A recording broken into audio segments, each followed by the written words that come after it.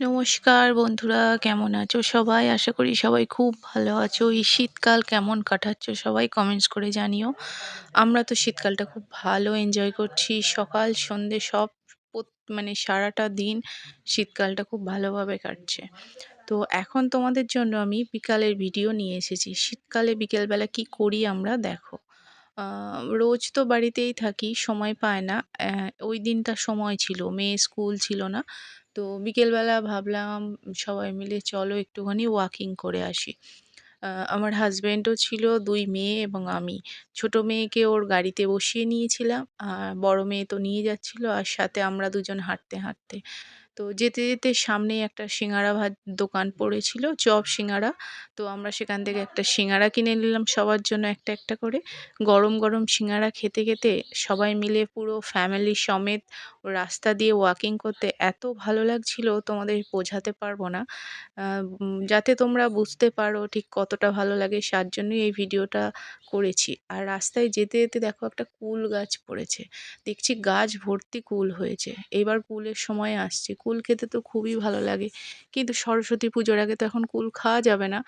তো দেখো কত সুন্দর লাগছে। আর বিকেলে প্রায় সন্ধে, সন্ধে হয়ে আসছে। আমরা তাড়াতাড়ি যাবো।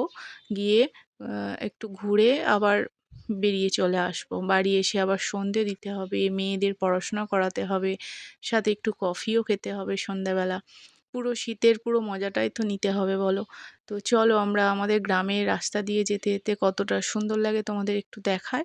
আর আশেপাশের পরিবেশটাও তোমাদের একটু পরিচয় করিয়ে দিই। দেখছো পুরো মাঝখানে রাস্তা আর ২ ধারে পুরো মাঠ এবং এই যে গাছপালাগুলো দেখছো কত সুন্দর লাগছে না? চারিদিকে মাঠ, যখন ধান বা আলু হয়ে থাকে না, তখন মাঠের দিকে দূর, দূর তাকালে শুধু সবুজ দেখতে পাবে। এখন তো ধান উঠে গেছে, এখন এইজন্য চারিদিক পরিষ্কার লাগছে, অতটা সবুজ দেখা যাচ্ছে না। এই দেখো সিঙাড়াটা খাচ্ছিলাম, সবার একটা করেই নিয়েছি।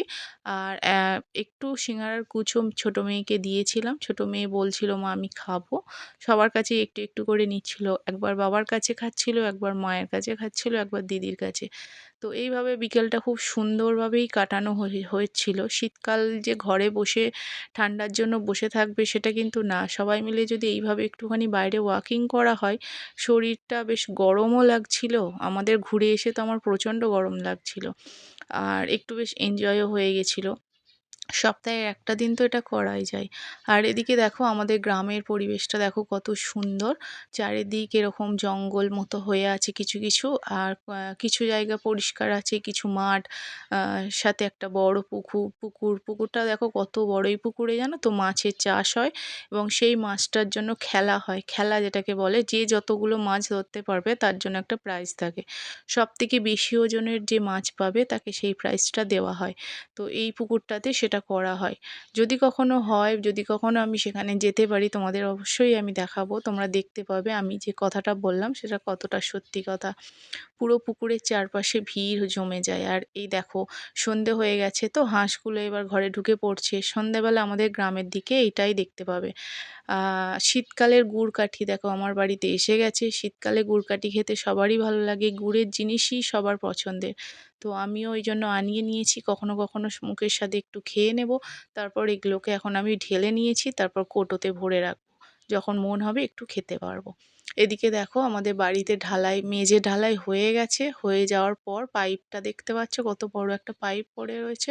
এই পাইপ দিয়ে চারিদিকে জল দেওয়া হয়েছে। আমার হাসব্যান্ড রোজ সকাল সন্ধ্যে দুবার করে একবার করে জল দিচ্ছে। এত সুন্দর হয়ে গেছে, মানে মেঝেটা ঢালাই হয়ে যাওয়ার পর জায়গাটা এত সুন্দর দেখতে লাগছে কি বলবো তোমাদের।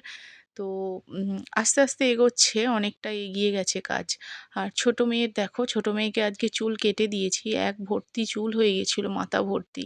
তো ওর বাবা নিয়ে গিয়ে ওকে চুলটা কাটিয়ে দিয়েছে। চুল কেটে এসে কান্নাকাটি করছিল। তো ওর জন্য একটু ললিপপ কিনে দেওয়া হয়েছে, খাচ্ছে। আর দেখো সাথে বসে, বসে গান শুনছে।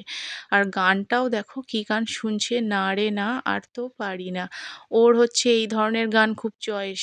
তো এইগুলো সিলেক্ট করে রাখা আছে। যখনই ও বলে কম্পিউটার দেখবো তখন ওকে এইগুলো চালিয়ে দেওয়া হয়।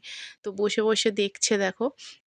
আর এদিকে দেখো সকালবেলা দেখছি বাড়িতে ঘুম থেকে উঠেই এই ধান ঝাড়ার মেশিনের আওয়াজ। তো এটা ছোট থেকেই আমরা গ্রামে থাকি যেহেতু শুনে আসছি আর খুব ভালোও লাগে। ঘুম থেকে ঘুম ভাঙেই আর এই আওয়াজটা শুনতে পাই আমরা। তো ভাবলাম তোমাদেরকে একটু দেখাই। দেখো মানুষগুলো কিভাবে ধান মাঠ থেকে নিয়ে এসে আবার সেখান থেকে ধান বার করে কত কষ্ট করে এগুলোকে চাষ করে, কত কষ্ট করে ফসল ফলায়। আর আমরা তো ভাবি এত ইজিলি হয়তো সব কিছু পাওয়া যায়। যদিও আমি ভিডিও করছিলাম, এটা ওদের খুব একটা পছন্দের ছিল না, তাই বেশিক্ষণ তোমাদের দেখাতে পারলাম না। তো ওখান থেকে ঘুরে আসতে আসতে দেখলাম গাছে একটা বড় বেগুন হয়েছে, 3টে বেগুন হয়েছে, তার মধ্যে এইটা বড় হয়ে গেছে। তো ভাবলাম চলো বেগুনটা তুলে নিই, কারণ পেকে গেলে আর খেতে ভালো লাগবে না। হাতে কাঁচি নিয়েই গিয়েছিলাম কাটবো বলে, কিন্তু এতটাই শক্ত বোটাটা, কাঁচিতে আর কাটতে পারলাম না। লাস্টে অর্ধেকটা কাঁচিতে কেটে হাতে করেই টেনে ছিঁড়ে নিয়ে এলাম। বেগুনের গায়ে প্রচণ্ড কাঁটা। সব বেগুনে এত কাঁটা থাকে না, কিছু কিছু বেগুনে থাকে। তো এই যে গাছের বেগুনটা হয়েছে দেখো, এই গাছের কাঁটাটা বোঁটাতে হাত দিতে পারবে না ডাঁটিটাতে। তো নিচে থেকেই টেনে ভালো করে ছিঁড়ে বেগুনটা নিয়ে গেলাম। আজকে তো বেগনি করবই, যেহেতু বেগুনটা নিজের গাছের এবং হাতে করে তুলেছি। আমাদের বাড়িতে বেগুন এলেই বেগনিটাই বেশি হয়, কারণ বেগুন ভাজাটা আমার হাজব্যান্ড খুব একটা পছন্দ করে না, ওর অ্যালার্জির প্রবলেম আছে, তার জন্য। এদিকে দেখো, লক্ষ্মী পুজো করবো, স্নান টান হয়ে গেছে, সব কিছু রেডি করে নিয়েছি। চলো এবার আমি লক্ষ্মী পুজোটা করে নিই। লক্ষ্মী পুজোটা তোমাদের আর দেখাচ্ছি না, অনেকবার দেখিয়েছি। দেখো আমি ধুনো জ্বালানোর জন্য ধুনোটা আগে আগুনটা জ্বালিয়ে নিয়েছি, তারপর আগুনটা নিভে গেলে এর মধ্যে ধুনো দেবো, ধোঁয়া হয়ে যাবে। তো চলো এবার আমি লক্ষ্মী পুজোটা করে নিই, আর দেরি করব না, অনেক দেরি হয়ে গেল। কেমন লাগলো ভিডিওটা তোমরা জানাবে। বেশি কিছু নয়, ছোট্টখাট্টো একটা ভিডিও দিলাম, ছোট্টখাট্টো একটা কিছু শেয়ার করলাম। জানি না তোমাদের কেমন লাগবে। যদি ভিডিওটা আমার ভালো লাগে তোমরা আমার চ্যানেলটা সাবস্ক্রাইব করে পাশে থেকো। আসছি, দেখা হচ্ছে নতুন একটা ভিডিও।